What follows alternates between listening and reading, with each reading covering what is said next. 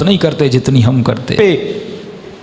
اتنی جھریاں کیوں ہیں مولا؟ اتنا چہرہ ایسے لگ رہا ہے جیسے بیمار ہو. امام نے فرمایا کہ میرے چاہنے والوں کے گناہوں نے مجھے بیمار کر دیا ہے، میری کمر کو توڑ دیا ہے. ابھی تک یہ نفس ہمارے ہاتھ میں نہیں آیا. امام فرماتے تم اتنی محبت نہیں کرتے جتنی ہم کرتے ہیں. افریقہ کا ایک قافلہ، پنجاب کی فیملی، جب یہ صدام ملعون گیا تو امام کی زیارت کے لیے گئے.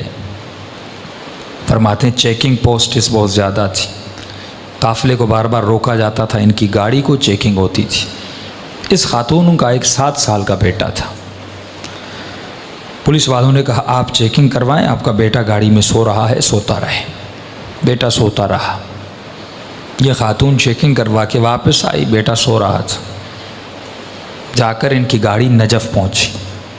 کہتے جب بیٹے کو اٹھانا چاہا تو بیٹا اٹھ نہیں رہا تھا. فوری ہاسپٹل لے گئے، ہارٹ بیٹ چیک کی، یہ بچہ مر چکا. اس کی ماں بہت روئی، ایک ہی بیٹا. جنازہ ہوا، نماز ہوئی، اس کو جا کر وادی السلام میں دفن کر دیا. اب گھر والوں نے اس کی ماں کو کہا بھائی چلو مولا علی کی زیارت کو. کہا میں نہیں جاؤں گی، میرا بیٹا چھن گیا.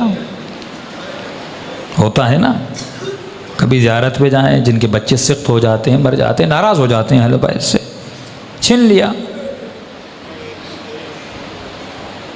جب چھٹے امام کا بیٹا جناب اسماعیل بیمار تھا تو مولا کا صحابی کہتا میں نے امام کو بہت پریشان دیکھا، گھر سے آ رہے ہیں جا رہے ہیں. تھوڑی دیر کے بعد امام باہر آئے، چہرے پہ اطمینان، اور ایک ہی جملہ تھا انا للہ و انا الیہ راجعون. میں نے کہا مولا جب زندہ تھا پریشان، اب چلا گیا اتنا اطمینان. امام نے کہا جب ہمارے بچے بیمار ہوتے ہیں، جب زندہ ہیں، ہم پوری کوشش کرتے ہیں کہ ان کی صحت و سلامتی آ جائے، دوائی ڈاکٹر.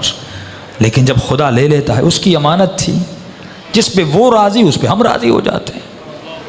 پھر ہم پریشانی زبزبا اس کا شکار نہیں ہوتے. یہ خاتون مولا علی کی زیارت پہ نہیں گئی، کہا میرا بیٹا امام نے چھین لیا، میں نہیں جاؤں گی.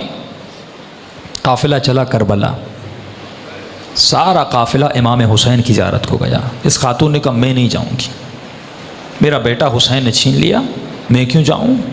ایک ہی تو بیٹا تھا، میں زیارت کرنے کے لیے آئی تھی، مولا نے کچھ دیا نہیں، اوپر سے میری اولاد مجھ سے چھین لی. نہیں گئی. فرمایا آخری 2 دن بچے. لوگوں نے کہا بھائی عباس کی قبر پہ چلو، جا کر دعا مانگو. کیوں یہاں پہ رو رہی ہو؟ رو رو کے کہتی ہے نہیں یہ باب الحوائج ہے، اگر میرے آقا ہے تو میرا بیٹا مجھے پلٹا دیں. ایک ہی بیٹا تھا عباس نے، وہ میرا بیٹا چھن گیا. اگر ہیں باب الحوائج مجھے میرا بیٹا واپس کرے. نہیں گئی. آخری دن کچھ ہی گھنٹے بچے. ماں نے کہا بیٹی تھوڑی دیر کے لیے چلو، بے ادبی ہے، بے احترامی ہے، کربلا آئی ہو زیارت کے لیے، ایک بیٹا چھینا دوسرا دے دیں گے. انہی کی امانت تھی، انہوں نے لے لیا واپس. بیٹی کو زبردستی لے گئے.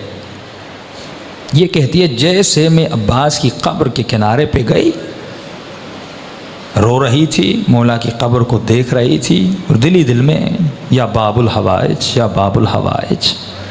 کہتی ایک مرتبہ میں نے دیکھا ایک 7 سال کا بچہ اماں اماں کر کے دوڑتا ہوا آ رہا. کہتی میں پریشان ہو گئی، کہیں شدت غم کی وجہ سے کہ یہ کیفیت تو طاری نہیں ہو کہ اپنے بیٹے کو دیکھ رہی ہو. کہ نہیں، آ کے مجھے لپٹا. پھر میرے ساتھ جو خواتین تھیں انہوں نے دیکھا، ہاتھوں کو چیک کیا، بالکل بیٹا سالم تھا. سب پریشان. بچہ رو رہا تھا. بچے سے پوچھنے کہ بھائی کہاں تھے، کہاں سے آ رہے ہو؟ کہا میں گاڑی میں سو رہا تھا، جب آنکھ کھلی تو میں نے خود کو لوگوں کی بھیڑ میں پایا. میں رو رو کے اماں اماں کر کے رو رہا تھا. چھوٹا سا بچہ، 7 سال کا معصوم بچہ. کہتے روتے روتے میں نے دور سے دیکھا ایک گھوڑے سوار ہے، اس کے ساتھ ایک جوان ہے، وہ دونوں آ رہے ہیں. مجھ سے پوچھا بیٹے کس کی تلاش میں ہو؟ کہا میری اماں گم ہو گئی. اس گھوڑے سوار نے مجھے کہا کہ بیٹے تو گھوڑے پہ سوار ہو جا. یہ بچہ کہتا ہے کہ میں نے اپنے بچپنے میں کہا کہ انکل مجھے ہاتھ دیں، میں گھوڑے پہ بیٹھ جاؤں. کہا گھوڑے سوار نے کہا میرے ہاتھ نہیں ہیں، میرے ہاتھ کٹے ہوئے ہیں۔ اس جوان کو کہا کہ اسے گھوڑے پہ بٹھا، کہتے اماں میں گھوڑے پر بیٹھا، اس گھوڑے سوار کے ساتھ آیا، یہاں تک کہ زری تک آئے۔ اس نے مجھے کہا بیٹے یہیں پہ کھڑے ہو جاؤ، تمہاری اماں تجھے مل جائے گی، جب اماں تمہاری تمہیں ملے تو میرا ایک پیغام دے دینا۔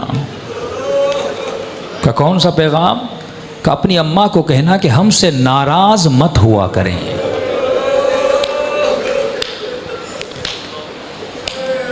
ہم تھوڑی تھوڑی باتوں کے لیے دنیا کی وجہ سے جب اہل بیت کا دل دکھاتے ہیں۔